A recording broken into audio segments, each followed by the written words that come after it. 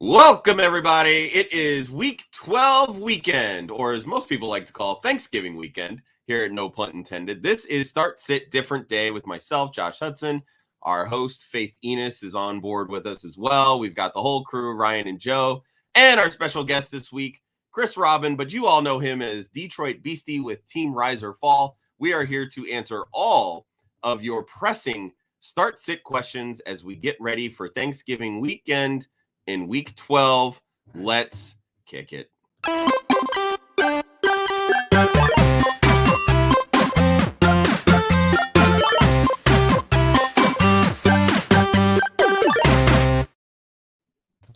Good morning, everybody. Morning. Bye, Joe. I guess Joe just booted himself out. He just wanted to be here for the intro he created. Well, it's weird because Joe is literally still sitting there, though. I don't know what is happening. Anyway, good morning. Welcome to Week 12 of the NFL, also known as Rivalry Weekend in college football. Not that most of you care. Gotcha. I know Chris cares, and by the transitive property, I have to be enemies with Chris at this point. So go Bucks. By the transitive property. Yes, for those of you who don't know, there is a former Ohioan in Ryan and Detroit Beastie. If the Detroit didn't give it away that he lives in Michigan, then I'm sorry. I don't know what to tell you. But yeah, it is Ohio State Michigan week because for some reason Ohio State fans don't say the M. I don't understand that. I don't get it. I mean, it's a matter of principle. Yeah, right? I mean, that's kind of... I think I shared this story. I think I shared this story on the store before, or on the show before.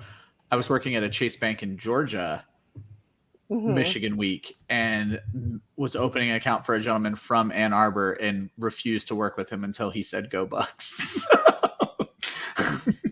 Very unprofessional, but I think I remember that. Do the same thing if it was the other way around. Exactly.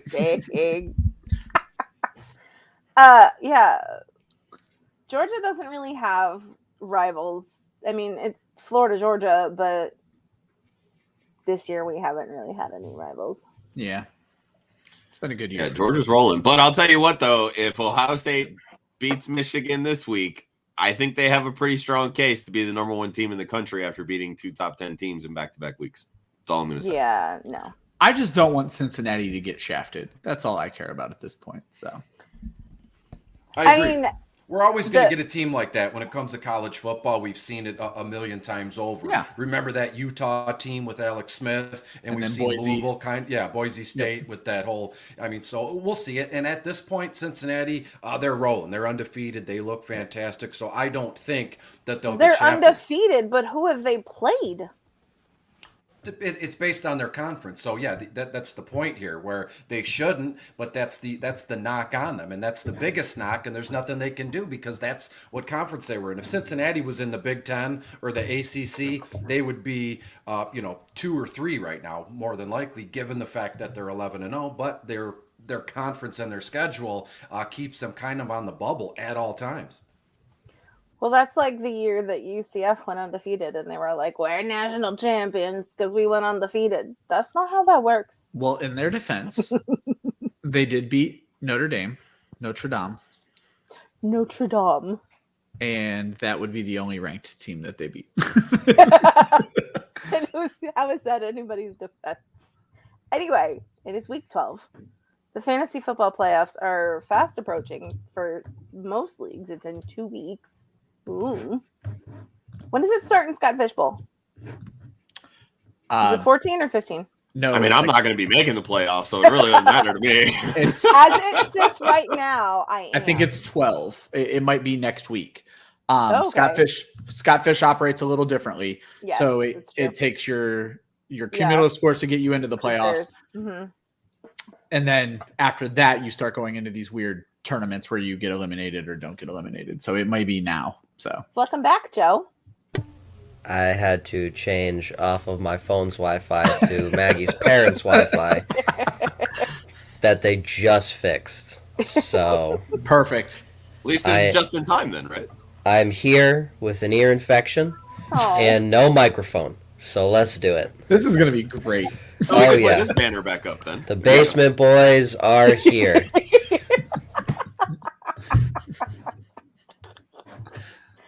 Oh, Joe, I hurt you. Saturday mornings are awesome. So Saturday mornings are pure chaos, and I love them. Especially since 3 out of the 4 of us are not, 3 out of the 5 of us, I can do math, are not in our usual locations. That's right. Oh, look at that. Hutch is excited for you, Joe. Hutch thought he was going to have to come take Joe's place. I was literally just about to say that. I'd actually, at this point, I'd actually prefer that. You know. Oh. Wow. Dang. All love, Joe. All love. We wouldn't be helping people win if I wasn't here, because I look back at last week and I was right on a lot of questions. So I'm just saying. Guys, in case you don't know it, Joe is the second most humble man on their show, right behind Ryan. I'm the best at being humble. Joe's the best at being right, though. He's not wrong. He really is not wrong. Okay, so to get us started off with our favorite Zolo. Yes. Hurts or Rodgers? Well, 2-part question. We'll start with that. Hurts or Rodgers, Chris? Well, looking at it, I haven't done a start-sit broadcast in a long time. It's always, DFS. So I will preface this by saying I always like to read out what I have for each player in terms of projections, because over the years, how many of us just get inundated with questions on Facebook, social media, Twitter, and who to start. And then if you get it wrong, that same person comes back and says, hey, Chris, you're a dummy. So I give my personal projections, and I let the fantasy football owner make the decision for themselves based on what I'm doing here. So let's look at Hurts really quick. I'll pop him up. I mean, right off the bat, I would prefer Hurts. I'm not even going to look that up because Philadelphia's rolling right now, right? There's some, not rolling, let's say, but with Dallas losing on Thanksgiving, it opens the door for the Philadelphia Eagles. We got a shot at the playoffs!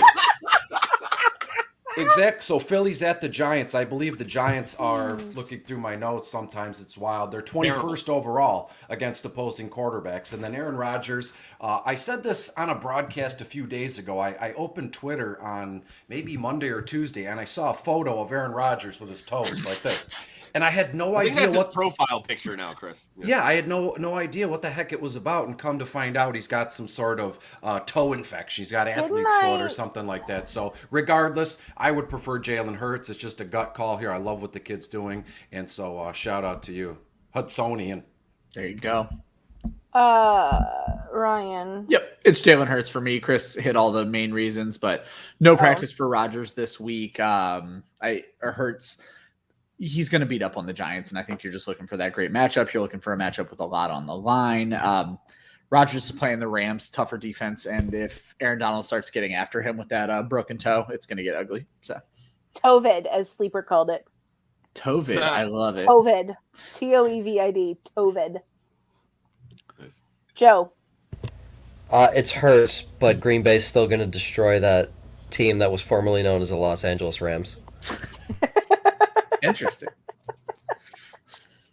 Hey, I mean, they did it. They did beat Arizona. I mean, they're going after the West. So it is a West Coast team coming into the Central Time Zone to Green Bay in November, where none of that defense has had any former past prior knowledge of how to play in that city. The only person that's played there, Matt Stafford.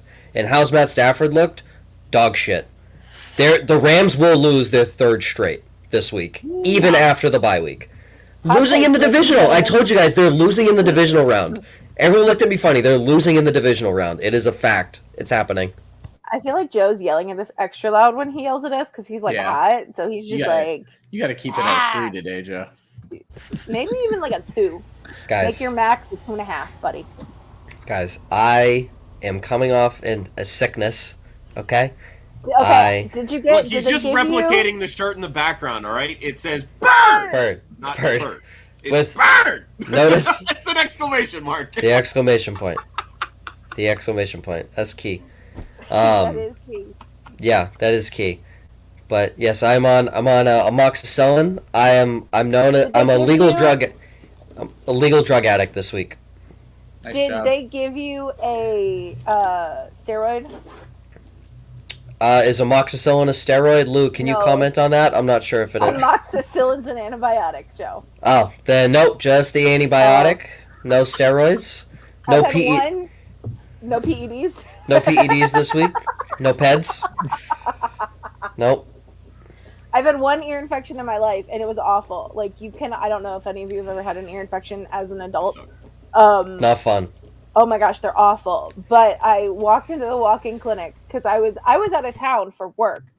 So I walked into the walk-in clinic, and she says to me, she's like, "What's going on?" And I tell her, and she looks in my right ear, and she goes, "Oh my gosh, honey, does this hurt?" I'm like, as a matter of fact, it hurts like hell.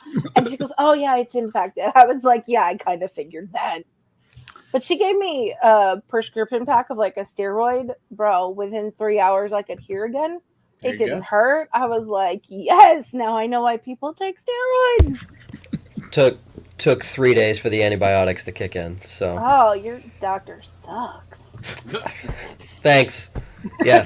Shout out to CHI St. Alexius in North Dakota. Yeah. Well, that's what. Proud sponsor of the Larks, so they don't suck. So. There you go. I didn't say the system sucked. Your doctor, Josh. Yeah, I'm gonna keep this simple and try to not be biased, but Jalen Hurts.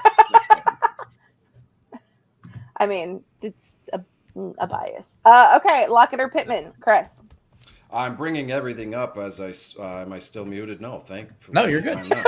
I would owe, whenever we do that, I'd owe everybody lunch, which would be a tough task with everybody here now. So when you look at Michael Pittman, I believe I read the question beforehand in the next one down here. It's saying Lockett, Pittman, what's these guys' usages going to be? I have Pittman around 8 or 9 targets, 5-6 receptions, looking at about 65 total yards. Pittman Jr.'s been fantastic. He averages about 13.5 yards a reception here in comparison to Tyler Lockett. 6-7 targets, 4 or 5 receptions, 75 yards. So to me, you're going to get, I would imagine, based on what I'm saying, you're going to get maybe anywhere between 5 to 10 more yards out of Lockett, but you're going to get more targets and an extra reception or two from Pittman here. And again, Lockett averages 15.3 yards a carry. So it's a great question, split down the middle, but I'm going to run with Michael Pittman Jr. here. Ryan. Right next to each other in my ranks, I would go Pittman. It's like Chris said, very close. Pittman had a very disappointing week last week, but they didn't need him because of some guy named Jonathan Taylor. Look him up. I think Pittman bounces back against the Tampa Bay team that can be beaten. Joe, whatever your name is. They won't need a guy named Michael Pittman again this week because of a guy named Jonathan Taylor, so Tyler Lockett. Josh. I mean, both these guys have good matchups. Chris and Ryan, I know you guys kind of hit it on the head. They're kind of right there next to each other. For me, this really plays into how healthy is Wilson. I think Wilson bounces back this week. But in the event that he doesn't, I think Lockett could struggle a little. I just know that when it comes to being in this offense, Pittman is the number one read. So I'm going to trust that against a pretty shitty Tampa Bay secondary. Okay. The secondary's getting a little bit better. Sean Murphy Bunting is back in the fold. He grew up right around where I live now. Went to the high school right down the street where I am now. And Sean Murphy Bunting, you could see a notable difference last week with him on the field. He's kind of uplifted the secondary just a little bit. Can you imagine your saving grace is Sean Murphy Bunting in your secondary? Oh my God.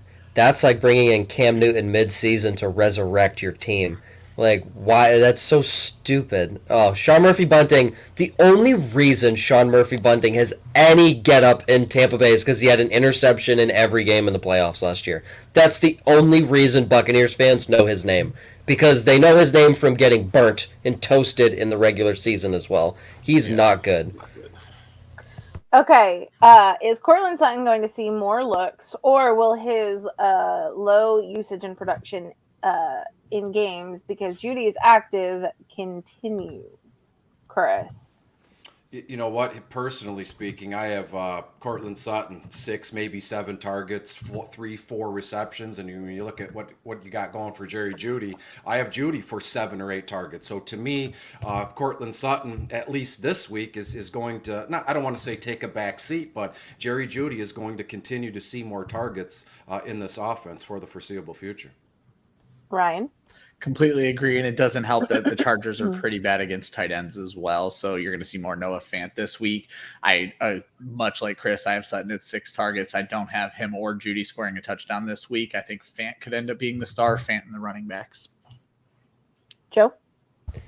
Here's what you need to know. Whoever lines up on number 20, Tavon Campbell, that's who's getting the football. So if Sutton lines up on Tavon Campbell, it's a touchdown, automatic. If Jerry Jeudy lines up on him, touchdown. Tim Patrick, same thing.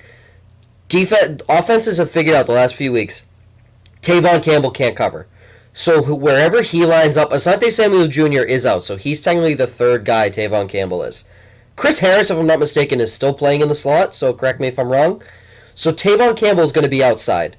So if he's seeing Cortland Sutton's going to have a huge day, because Tavon Campbell couldn't cover Nelson Aguilar, he can't cover Cortland Sutton.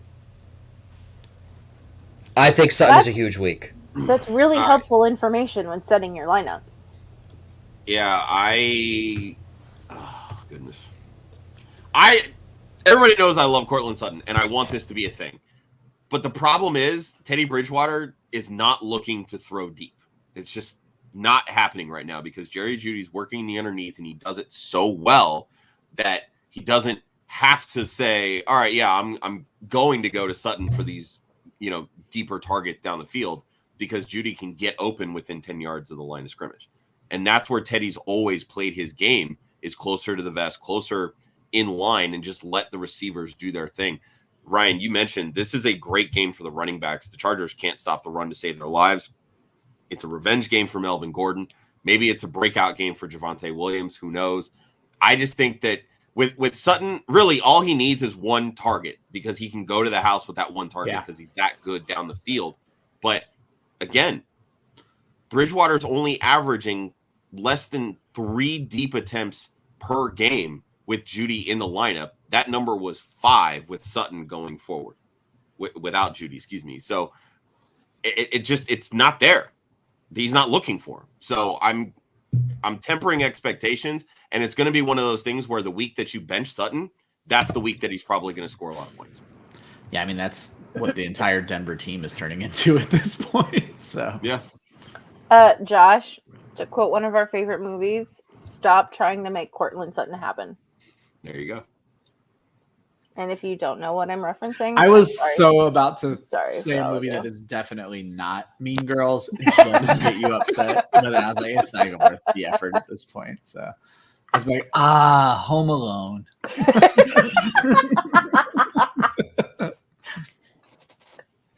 Okay, so Carrington says, so burn me Carrington? once, burn me twice, burn me 45 times. Tannehill or Booty Scoot? It's a great nickname. Chris. I would, as disgusting as it sounds, I would prefer Cam Newton. Look at what's going on in Tennessee right now. No, I D. cannot Henry. wait to hear Jeremy Jason. McNichols is inactive. A.J. Brown is inactive. Julio Jones. I mean, Tannehill would have to shoulder the whole load here, and I just don't think he can do that. So give me Cam Newton in a very who are the Carolinas at Miami. I mean, that's a pretty sweet matchup. Give me Cam. Easy Ryan. peasy.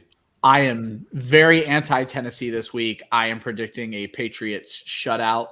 I think that's going to be a great week for New England. Give me Cam Newton. Joe, I'm actually going to skip you for a second. Josh.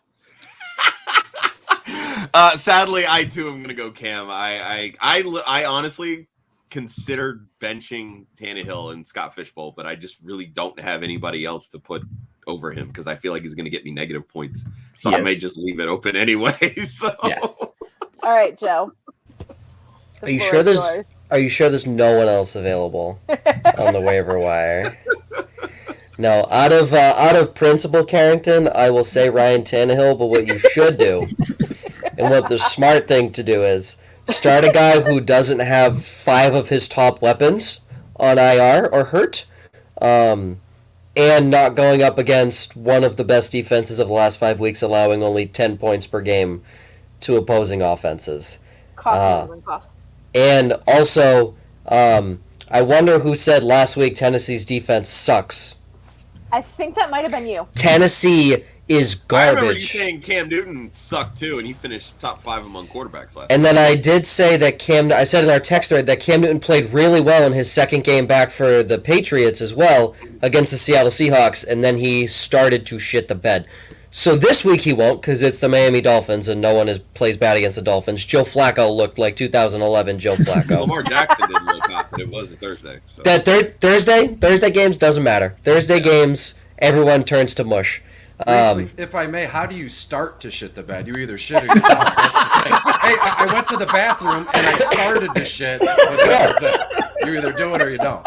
Have you ever, Chris? I don't even want to know how this is Chris, have you ever farted and wondered, oh damn, maybe something came out? Absolutely. That's starting to shit the bed.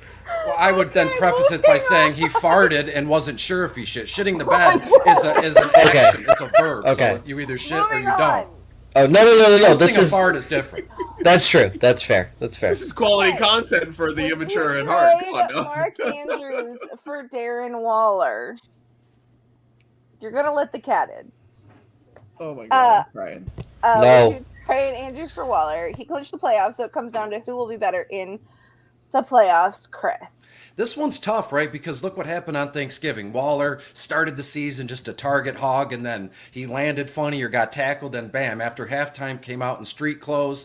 And also, though, what's kind of swaying me here is, Derek Carr and the Raiders, they starting to push the issue, push the pace of play, get the ball down the field. And I don't know how much we can trust Darren Waller in the fantasy playoffs here. And obviously, this question was just asked. I don't have their playoff schedules I'm looking at it in right front now of me here, but I would prefer I would prefer Mark Andrews in this one. I guess with Mark Andrews, you have a floor of what, boys and Faith here, 4 or 5 targets a game. I think that's his floor, but in some cases, you'll see 7-8 targets, 7-8 receptions here. Granted, Mark Andrews is a very touchdown-dependent tight end, but if you score touchdowns, does that really make you touchdown-dependent? So I would prefer to hold and keep Mark Andrews here. Ryan. Yeah, I would also keep Andrews.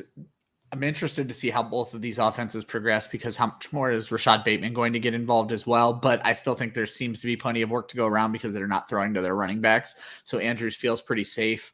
Waller, since week 1, he's had good weeks. He hasn't had those blow-up weeks, and now he's dealing with an injury. While it's not a serious injury, give me Mark Andrews. Joe? I'll keep Andrews, and even for the fact that I don't like either of their playoff schedules. Andrews has 2 games at home. Waller has 2 on the road. So that also makes me lean towards Mark Andrews. The good news is he has the Packers and the Rams at home. And the divisional game is he's in Cincinnati. So that's kind of a good game either way. I would go with Mark Andrews, just more reliable at this point. And Josh. Yeah, I think I would lean Andrews just because I feel like here's the thing. I feel like Andrews has been more consistent, but when you actually look at their fantasy finishes, Waller only has 1 game this year where he's finished outside the top 15 at tight end. Waller has 2. Andrews has 2. So, I mean, it's like what a benchmark. I mean, week 1 we know was just like dog shit for Mark Andrews, but Andrews also has 4 top 5 finishes this year. Waller only has 3. Now he's dealing with the injury. I mean, they're back-to-back in tight end rankings right now, so I don't think you can really go wrong either way. At that point, it becomes whose quarterback do you trust? Whose offense do you trust more? Yeah. I think I would lean Andrews. Guys, remember when I accidentally dropped Mark Andrews on his bye week? That was a fun time. You got Noah Fant, though, right? Yeah. So he'll be good this week. F. Also would like to know what's happening with Monty and Brandon Cooks, because they're playing really bad. That was fun last week when Ryan said to start Brandon Cooks, right? Hey, That was fun. If you turned into our DFS show, I backed all the way off of Brandon Cooks when the weather popped up. So. Good, perfect. All right, as long as you made your wrongs right. Yes. Chris, go. Yeah, right. I was like, I don't want to step on anybody's toes here, but David Montgomery, if you look at, Chicago Thursday here in Detroit, granted they won, but it didn't look like, Andy Dalton or Matt Nagy, whoever the heck is calling plays there. They're not all in on David Montgomery. I remember way back, like that Pepperidge Farm gif or meme here, when David Montgomery, you could trust him for double-digit carries in this one.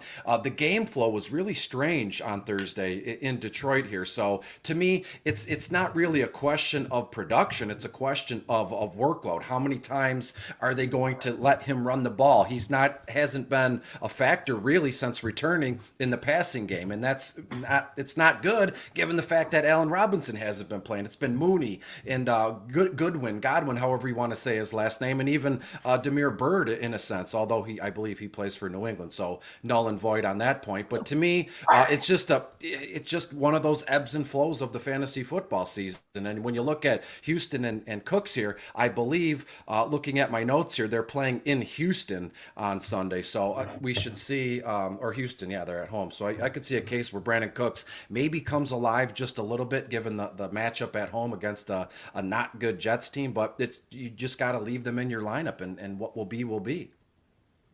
Ryan. It's hard to say what to do with either one of them. Cooks has always been this kind of up and down guy. He obviously started the season very hot, went into a little bit of a roller coaster, down, back up, down, back up. Last week, it's the weather. If you watched any bit of that game, I mean, the game got away from, was it Tennessee right away? They didn't really need Cooks that much. It was a very weird, interesting game. So I don't hold that as much over him. He's 3 weeks removed from 14 targets in a game. Monty, because he's coming off of injury, Chris hit it on the head where it looks like they're not trusting him or using him the way they used to. Is it because they know he can't handle it? Because the Monty we fell in love with is 15 carries, 4 targets, 20 opportunities per game. He's getting those same opportunities but doing nothing with them. That tells me it's injury to where he's never really seen a lot more volume than what he just saw on Thursday. 17 carries against a Lions team that usually gets torched by running backs. So overall, it's going to be a lot harder to trust Monty as anything more than an RB3 until he proves it. And that's really hard when you're going into a playoff race. You were never really trusting Brandon Cooks more than a wide receiver 3. And you just got to always hope it's the boom game and not the bust game. Yep. Watching Dan Campbell and Matt Nagy coach on Thursday was like watching 2 elephants trying to slowly peel a banana. Painful and just not fun to watch. I don't know. Watching an elephant try to peel a banana would likely be adorable, right? It's also adorable watching Matt Nagy try to coach football. He can't do it. Neither could Dan Campbell. But we knew Dan Campbell coming in. I don't know. I mean, Ryan, you sound like he still has the opportunities. That offensive line is so bad. And that's something we talked about coming into the season. Didn't see it early on. So yeah, and that was I'd said that mostly for Fields coming into the season, and whoever's playing quarterback they're not gonna have time to throw the football. And I think they've allowed the second most sacks in the league. They're top 3 for sure. But when it comes to the run game, you're right. It didn't show for almost the entire first half of the season. And you would expect it to not show against the Lions. That clearly didn't happen. So I don't really know. I'm not worried about David Montgomery. I just wouldn't expect a giant boom game out of Montgomery anytime soon. They're tied for worst with Baltimore on a per-game basis on sacks allowed. Which makes sense with all the injuries that Baltimore's dealt with. One position. So. Even coming into the season, though, Baltimore's offensive line has been the worst it's been in a while, especially with no Marshall Yanda there anymore. But with Cooks, I'm not worried. Like I said, I'm not worried about Brandon Cooks. He's the only threat in that offense, unless you want to count Rex Burkhead now, who should have a good week this week. 3 straight games against the Jets with a touchdown. I 100% knew Chris was going to smile when Joe brought up Rex Burkhead. Sexy Rexy. It's disgusting, but it's Sexy Rexy. Always about volume in what we're doing here. And if this guy's going to see another double-digit, workload in terms of carries, I have it written down here. I don't know by what did he? Yeah, 12 carries. No, what was that? I think he had 18 carries. Yeah, 18 carries last week. Holy shit! Enough carries to get Philip Lindsay cut. Yeah. Granted, he averaged 2.2 yards a carry, but volume is volume. I follow Chris's work closely. All of you watching should as well, but I know Rex Burkhead is the kind of guy that Chris finds during a week. So. Oh yeah, absolutely. I'm pretty sure Rex Burkhead caught a receiving touchdown from Jacoby Myers last year against the Jets, so that's how much he loves playing against the Jets. Also, fun fact, that was when Jacoby Myers threw for more passing touchdowns than Cam Newton did so far that season. But Josh, to you. Funny. Yeah. I'm not worried about either. I know you guys talked about they're scared or whatever, not giving Monty the ball the same way. He's playing the exact same amount of snaps, like 84, 85, 90 plus 2 weeks ago. Like, they're giving him the football. He's playing. It's just behind a really shitty offensive line. At a certain point, it's going to start working in his favor because, again, that's what we do. We chase volume. Same thing with Cooks. I'm not too worried about it. I think that, when the matchups are good, he's going to boom. When they're not good, he's going to be average. And when the weather's bad, he's going to be awful. There you go. Exactly. So, yeah, not really worried about either. I mean, you're still trotting him out. At a certain point, maybe play the matchups because they're not very efficient with their touches. At least Montgomery isn't. And Cooks has always been an up and down roller coaster throughout his time playing, so I'm not that worried about it either. Okay. Start 3, so it'll be easier to just tell me who you're benching. Javonte Williams, Jacoby Myers, Darrell Henderson, or Marvin Jones Jr. So, bench 1, Kretz. Marvin Jones Jr. Sorry, buddy. Loved your time here in Detroit, but easy peasy. Javonte and Darrell Henderson should have, 20-plus carries combined, obviously. And then Jacoby Myers, it's just fun to root for, and that's what we're doing here. Thursday night came around, I started Tony Jones because I could watch him, on the TV. Sucked, but it is what it is. But give me J. Will, Myers, and Hendy in this one. Ryan. Exact same. I find myself wanting to trust Marvin Jones, and that's just like a weird sense of loyalty that I've had for him. Not this week. Can't do it. Joe.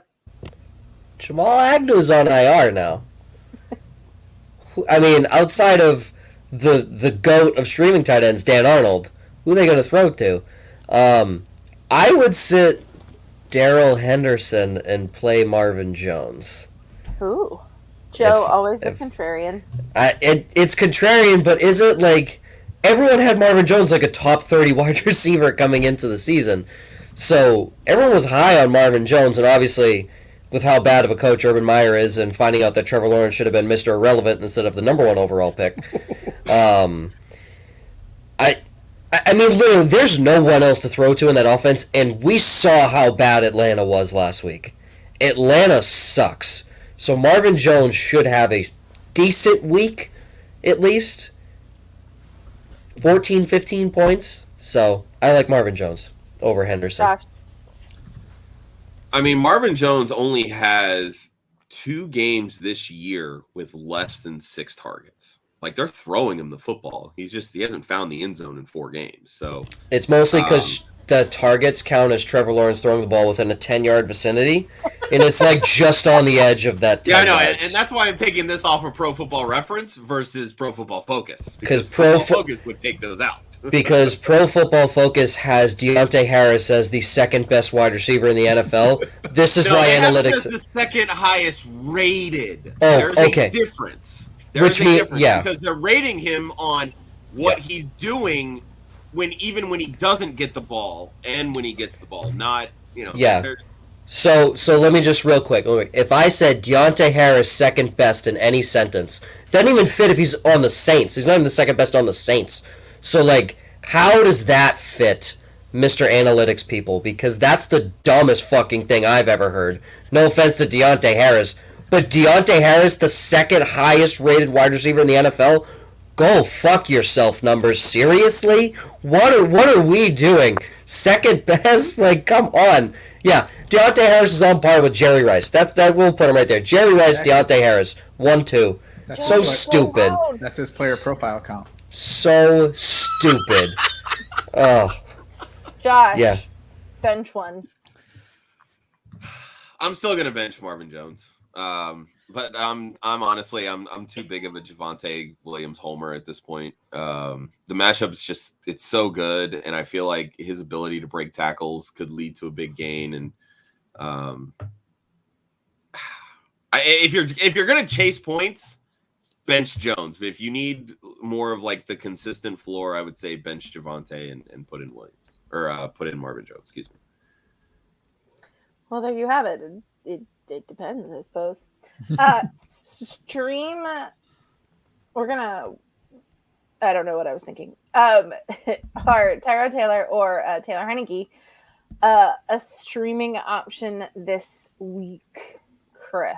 This is a fantastic question. I skipped ahead and I looked at this one, and both in their own right are juicy enough. Both guys, especially Tyler Heineke, even Tyrod, these two have nothing to lose. Why not just put it all out there? And we've seen Tyrod do that last week when he just flipped and dove into the end zone here. And briefly, Tyrod Taylor in DFS formats, very much in play here against the Jets, who are 20th overall in terms of opposing quarterbacks. And this also, the Jets, they're dead. They're 32nd overall against opposing running backs. You could make an argument where Tyrod is both. He's a dual threat in a way, with ease here. But to me, Tyrod is very much in play for me, so I would prefer him. And you look at Heineke, I believe they're at home against Seattle. Is that the Sunday night Correct. or Monday night game here? Monday night game. That one is, I have a very low scoring game here. I believe over-under is at about 45.5 points, opened at like 46 here. But the New York Jets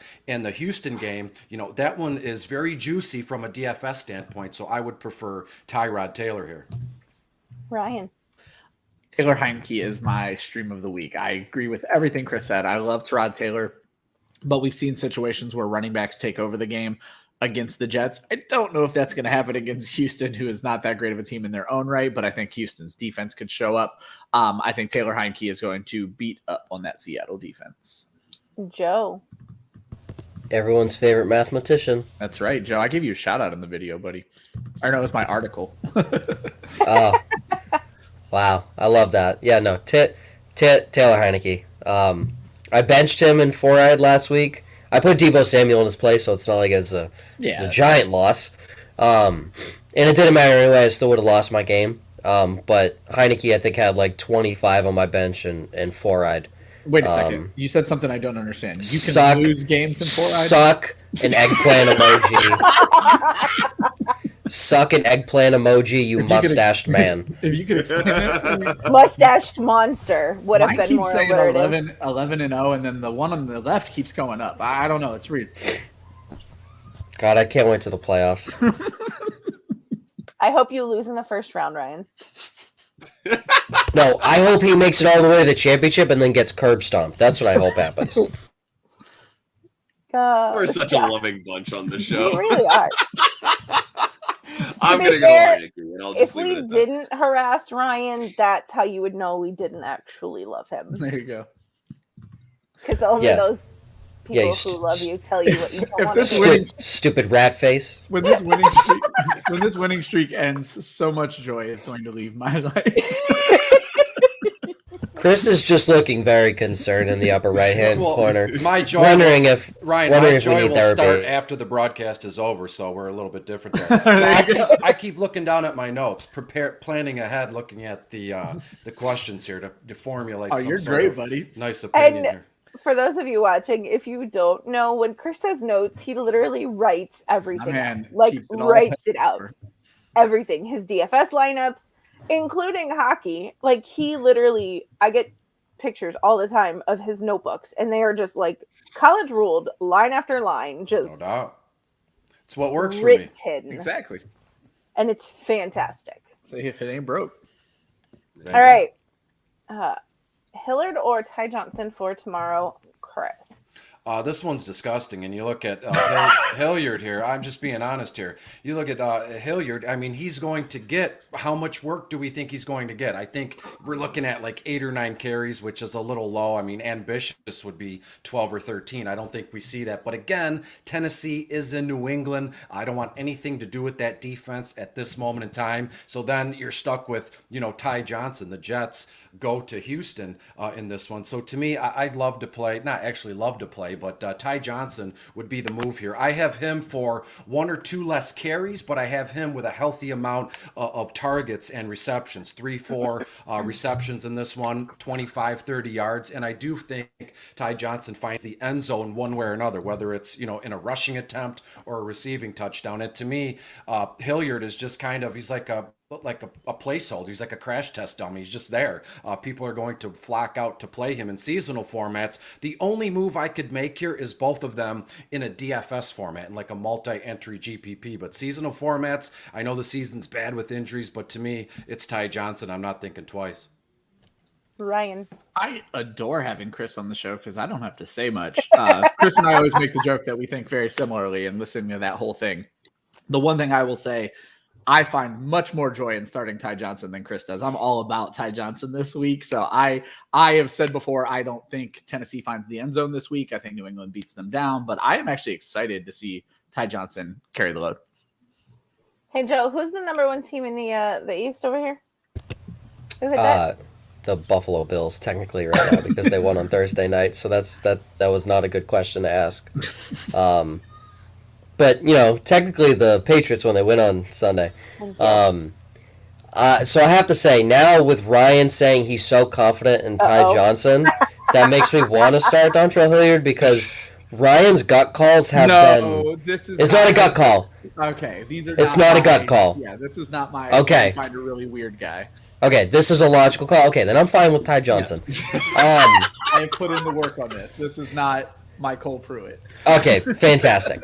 Because for those that don't know, Ryan is 0 for 3 on gut calls this year, and it's not that he's 0 for 3 and they've scored points. No, they haven't even had a target in the games where he's gut called them. They've had no targets. And what's funny is they've had good games after. So David and yes. Kyle Juszczyk, and now Michael Pruitt. Yeah. Ryan has been so far off on all of these guys. But, Ty Johnson, Dontrell Hilliard's going to take one lick from Jawan Bentley and go crying home to the practice squad. So, Ty Johnson. Josh. Yeah, I'm going Ty Johnson. With Michael Carter out, Johnson's been the guy that's been more worked into that rotation lately than Tevin Coleman. Tevin Coleman's not good at football anymore. Wait, Tevin Coleman's still alive? Yes. Tevin Coleman, yeah. Oh my God. He returns kicks for the Jets now. Yeah.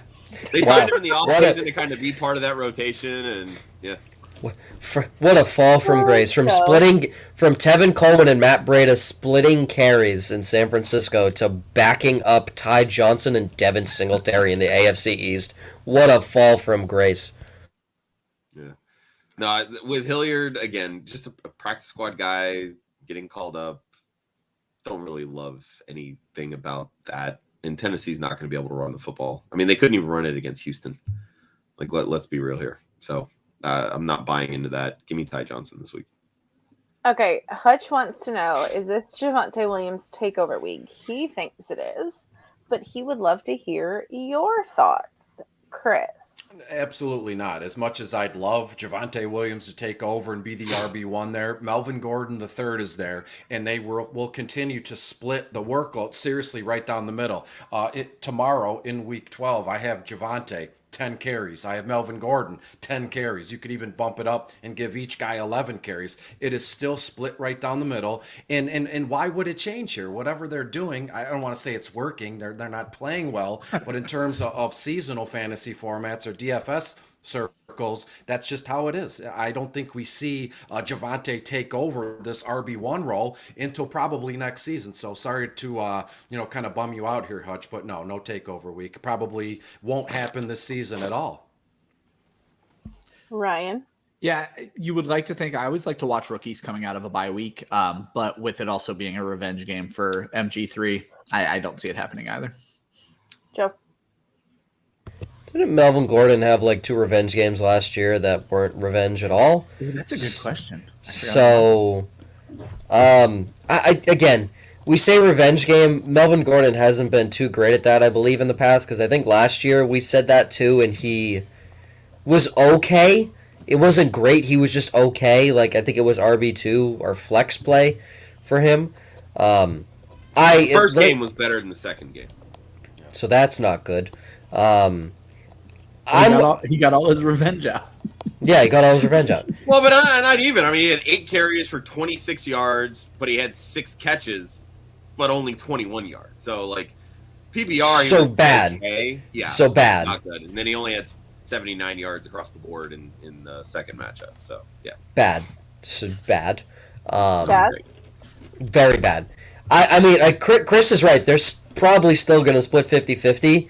But I think Javonte is way more efficient on those 50 that he gets compared to the 50 that Melvin Gordon gets.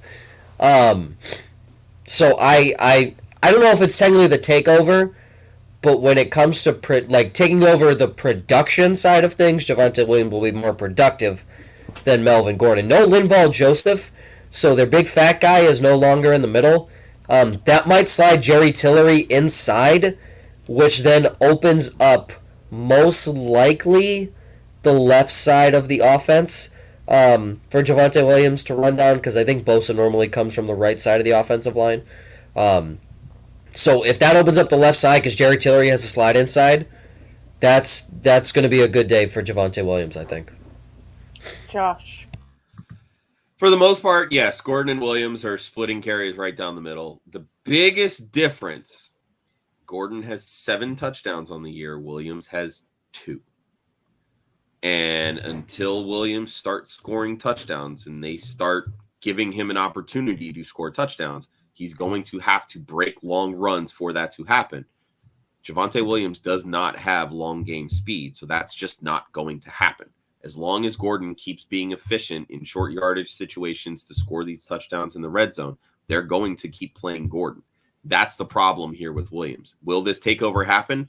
No, unless Gordon gets hurt. That is literally the answer to this question. If Gordon stays healthy for the rest of the year, we are going to see a continued split between these two guys. Is this matchup great? Yes. Can it be great for both guys? Yes. But again, Williams has to score touchdowns, and he's not doing that this year.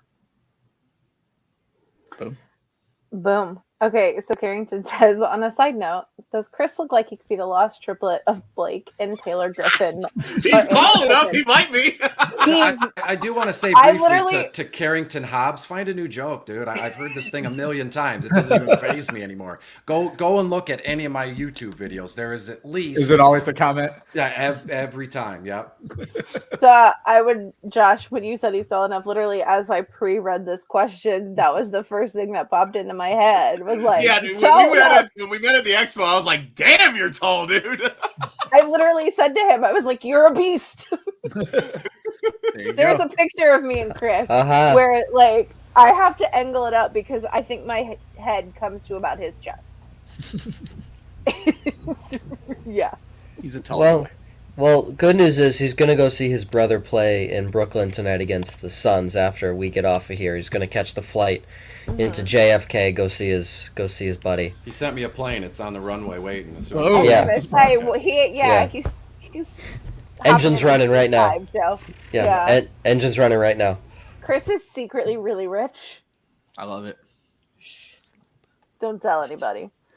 Okay, Bot says, if Aaron Jones plays, he doesn't think he can start them. So I guess the question will be, would you start Aaron Jones if he does play, Chris? At this stage of the season, in our fantasy football season, absolutely. I mean, Aaron Jones, we look at him, where you drafted him. I know that, what the draft, what would you call that? Draft capital. Draft capital. It goes out the window. Yeah, you can throw that out the window at this time of the season. We're talking like the first 2-3 weeks of the season. But Aaron Jones, we've seen him at practice. Granted, people have recorded it and they've sent it out and said he still looks not slow, but he looks a little apprehensive, cutting and moving, maybe a little limpy. That was a comment. He looked still like he was limping around. But if Aaron Jones is playing, I'm going to have to start him in my rosters. Do I think it's the best move for Green Bay? No.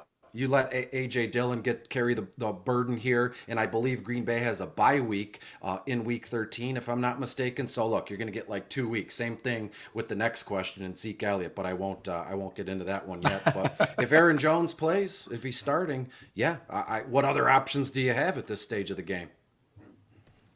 Literally, words out of my mouth are, what are your options? I'm not enthused about starting Aaron Jones this week just because they were already peppering AJ Dillon in. So he's still an RB2. So if you don't have these great other options, and it just depends on how many running backs you drafted early. So no. I mean, you're not. I don't think you're sitting Aaron Jones.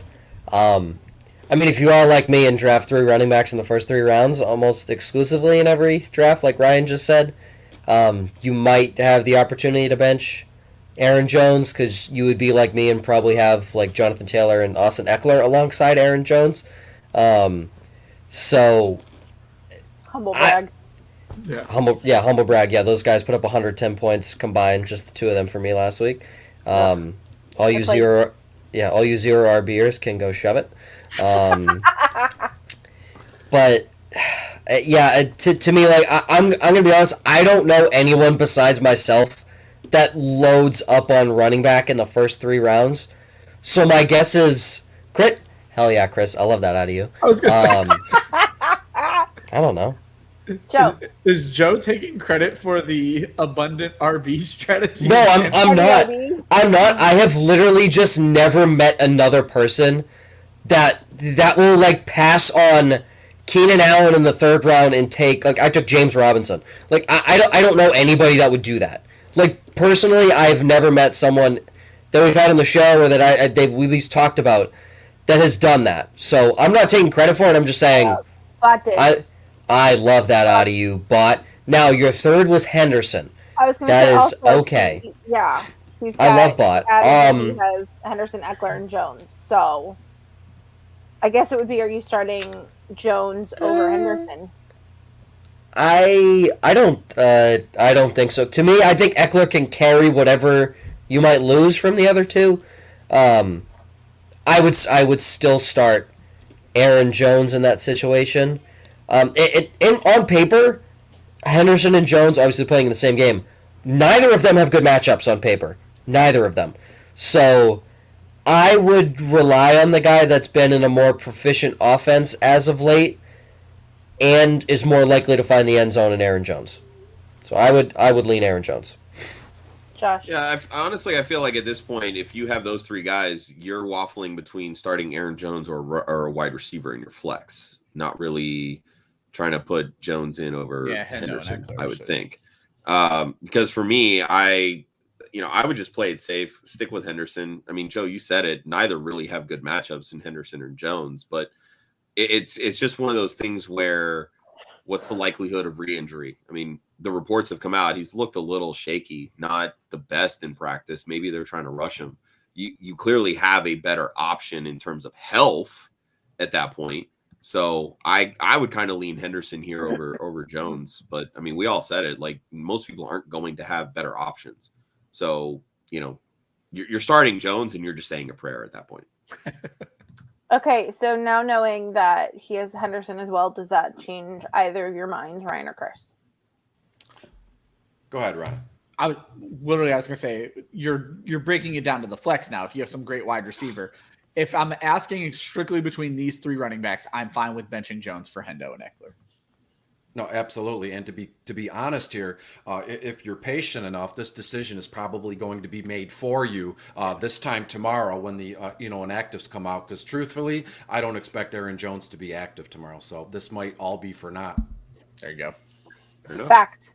Okay. Anthony wants to know. He wants you to consult your crystal balls. Sorry. What is your best guess for average touches per game moving forward for Zeke and Tony Pollard, Chris? Well, with this one, I coincidentally, this morning having my coffee, and I read I believe it was a short article or a blurb about Zeke Elliott where IR is not an option here, but they might he's going to be inactive this week of practice, and he might not play next week because I believe after that the Cowboys have a bye week, so he'll get, with them playing on Thursday too, he's going to have a lot, double-digit days to kind of rest and get right here. But moving forward, I would expect not too much to change. We've seen Zeke Elliott. He's going to get 15-plus carries. And then Pollard, you're going to see him get 9 or 10 carries in this one. So I don't exactly expect anything to change drastically here. But to me, Tony Pollard needs to be used more as a receiver, right, out of the backfield, line him up out wide, and maybe they can help, shoulder some of the burden here. Obviously, CeeDee Lamb will be back. Amari Cooper hopefully will be back here. So again, as the season progresses here, I don't see a massive shift in workload between the two. So it's still Ezekiel Elliott as the RB1 in this offense, and then Tony Pollard will remain a handcuff. I hesitate to say that because Tony Pollard has always had standalone value. So I don't see any little to no change in terms of how they dole out the workload. Ryan. Yeah, and that's the one thing I'll disagree with Chris on is I think you could see some of the passing work go to Pollard, which you said that, Chris. So there's a little bit of a change there. And in fantasy football, especially PPR formats, that's a way more valuable tool to have Tony Pollard get. So while Tony Pollard has always had standalone value, I think you're going to see that standalone value increase. The Dallas running backs touch the ball about 34 times per game, 34 to 36 times per game. Right now, it's favoring Zeke pretty well. Pollard's touched it 130 times. Zeke has touched it 198 times. I think you could see that start to swing towards Pollard, but I still think touchdowns are going to favor Ezekiel Elliott. So I agree. Zeke is still the RB1, but Pollard could start seeing some more valuable touches now. Joe. You talk about that touchdown upside. Didn't Pollard get tackled at the one after making an amazing play? And then they brought in Zeke. Like 9 times out of 10, you're going to keep the guy who got you down there in the game and hand it to him to try and get him in the end zone. But if you're Mike the Monkey McCarthy, you're going to bring in Ezekiel Elliott and ruin all that. So you're right. I mean, that's the epitome of who's getting the touchdown carries and the goal. Like it's Zeke. It's not even close. I kind of have them as for every 5 touches Zeke gets, Pollard gets 3. So I feel like that's pretty even right there. And the thing is too, like, they're manufacturing touches for Pollard. Like, they want to get on the ball. He had a kickoff return, and he looked pretty damn good doing it too, because he was galloping like a pony. So he's really good on most NFL teams. Yeah, I would say 20 NFL teams could use him as their starter right now. Probably.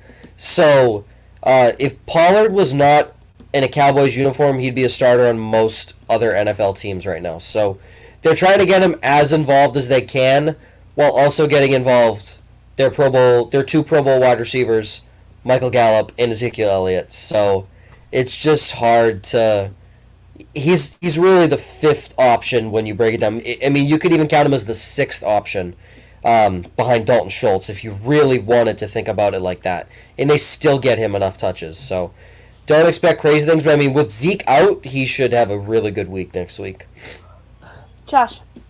Yeah, and I think that's the biggest thing is, are they actually going to rest Zeke? Like, are they considering putting him on IR, or do they just scale back his carries, touches, usage, etc.? The one thing I do know is Zeke plays on 3rd down because he's a better pass blocker. Like, and that's what you want out of the running back position. And that ultimately is going to lower Tony Pollard's floor anyway. So if you're seeing him in passing down situations, Pollard, it's likely that he's going to be the guy that maybe gets the football because he's not staying in and blocking. Ryan hit it on the head. Touchdown upside, that's always going to favor Zeke because he's so good in short yardage situations. But Pollard's got some juice. And, maybe it starts to get to a point where, Zeke only sees like 12 carries, 4 or 5 targets. Pollard gets like 10 carries, 3 or 4 targets, like it'll start evening out. But if they really want to just say, all right, Zeke, we're resting you, Pollard is going to shoot up in the rankings, obviously, because the usage is going to be there because they really don't have a third running back that they use much. Yeah. Ladies and gentlemen, boys and girls, children of all ages who are watching, thank you for joining me for Starts at Different Day. The boys are going to carry on, but I have, it's my last Saturday here with family for a couple weeks, so I am going to dip early. As always, go Dogs, Rec Tech, and just for funsies, go Blue. Ew. Have a great week. Hold on. You don't even need to say go Blue. Ohio State's going to manhandle that team. I know. I'm fully aware of that, but I just wanted to annoy Ryan because it's what I do. Even though he doesn't actually care. I say it doesn't even annoy me, which is funny. My best friend that I'll be talking to right when we get off this show is a huge Michigan fan. So. Anyway, I'm glad y'all had a happy Thanksgiving. We're on to Christmas. We are. Bye, y'all. Bye, Faith. All right. Knock these questions out. I'll try to go a little rapid fire here with these last few questions. This one here from Balthazar. He's got Antonio Gibson, Miles Sanders, Kareem Hunt, and Brandon Ayuk. He needs 2 running backs and a flex spot. Chris. The 3 running backs. Ayuk is odd man out here. Ryan. Completely agree. I think Hunt's going to step right back in off the IR and beat up on a bad Baltimore defense. Joe. Yep, I was Deebo Samuel over Ayuk, and I'll still continue that all year. So, I will say I do like Ayuk's matchup this week. For me, I won't even want to say that it boils down to PPR, but if it is PPR, I might actually consider Ayuk over Miles Sanders just because Sanders doesn't get any receptions anymore. Like they're just not throwing to the running back position at all in Philly. And I think that Gibson, even though he's not seeing many receptions either, still has more upside on the ground this week versus Sanders, who has a really good matchup. And again, coming from an Eagles fan. So Balthazar, I don't know what your settings are, PPR standard, etc., but just kind of keep that in mind. Epic Gamer Man. Oh, this should be fun. Cam Newton or Matthew Stafford? Chris. I'm going to go Matthew Stafford, and an old school kind of. Are they going to rekindle their NFC North rivalry? This time, Stafford in LA goes to Lambeau Field against Aaron Rodgers. I know Stafford has played like dog shit. I believe Joe mentioned that early in the broadcast here. But when you look at both these quarterbacks, who do you trust right now? And granted, I don't trust Stafford, but that's who I'm rolling with. He's the better option to me. Right. Yep, that's what I would go with as well. I like Cam. I like Cam a lot this week, but you never know what's going to happen with Cam. Stafford, you have to expect the bounce back. I know he hasn't played well, but he has the weapons around him. I'm expecting a bounce back. Just for some fun stats. Obviously, Matt Stafford has played in Green Bay every year of his career, including this year, which he will play on Sunday. So, in his last 3 times in Green Bay, he actually has not thrown for more than 33 passes, has not completed more than 20 of those passes, and has only a combined 4 touchdowns in those 3 games. Now, they work for like 266, 265, 244. He's actually only thrown over 300 in Green Bay, 3 separate occasions. One was in 2012 where he threw for 500 yards and 5 touchdowns, so that's an outlier. And then the 2 were in 2017, 2016. He actually hasn't played incredible in Green Bay. That being said, don't overthink it. Start Matt Stafford. All that just to say, start Stafford. Good job. Yes, of course, because Cam Newton's terrible. Cam Newton is bad. So, and Cam Newton played Miami twice last year. One was in Week 17, where he did complete his second touchdown pass to a wide receiver. But again, that was Week 17. It didn't really matter. No one was really playing for anything at that point. I will say for me, it boils down to, are you getting 4 points per passing touchdown That's or fair. 6? Because Cam's going to get rushing touchdowns. Stafford's not. That's the only I time I would say guarantee- Cam Newton. That's kind of what I'm getting at. That's the here. only time. If you're getting more points for a rushing touchdown, I would lean Cam, because outside of that, I think Stafford's probably going to throw maybe 2 touchdown passes. I think you'd be lucky to get 1 out of Cam, but it's a very real possibility he could have 2 rushing touchdowns. So Again, this is why we pay attention to scoring settings, guys. All right, last question, then we're going to have Ryan read off all the injuries that I know we've touched on some throughout the week, or throughout the show, excuse me. All right, need one high-floor wide receiver in a standard league. Jalen Waddle, Deontay Johnson, Michael Pittman Jr., Brandon Ayuk. Chris. I'm going Deontay Johnson here. He's probably the only wide receiver in this question that you can count on seeing double-digit targets. And I think Pittsburgh hangs 30-plus points this weekend, or actually tomorrow. So give me D. Johnson here. Deontay Johnson, I assume that's who it is. I hope it's Deontay Johnson, because that is also my answer. If it is somehow not Deontay Johnson, then give me Pittman, but Deontay Johnson. No, I'm going to go David Johnson. All of these players. No, I mean, the only guy that could compete with targets is Jalen Waddle. The issue is Jalen Waddle's going to get like 15 of the 48 yards. So in a standard, that does you no good. So Deontay Johnson. I mean, of all the guys, it's Pittman and Johnson have the highest touchdown upside, and of the two, Johnson, Pittman, it's not even close. Deontay Johnson gets peppered way more than Michael Pittman. So, yeah, Deontay Johnson. Yeah, I think guys like Ayuk and Pittman have a higher receiving yardage upside just because of the big play ability. But not the touchdown as much upside. as I love Deontay Johnson, I mean, he can break it, but Big Ben just can't get him the ball in stride, and that's why he has so minimal yards after the catch. But look, we all know I'm the biggest Deontay Johnson stan on the planet. I'm not. I was gonna say, you getting away from Deontay Johnson? Like, no.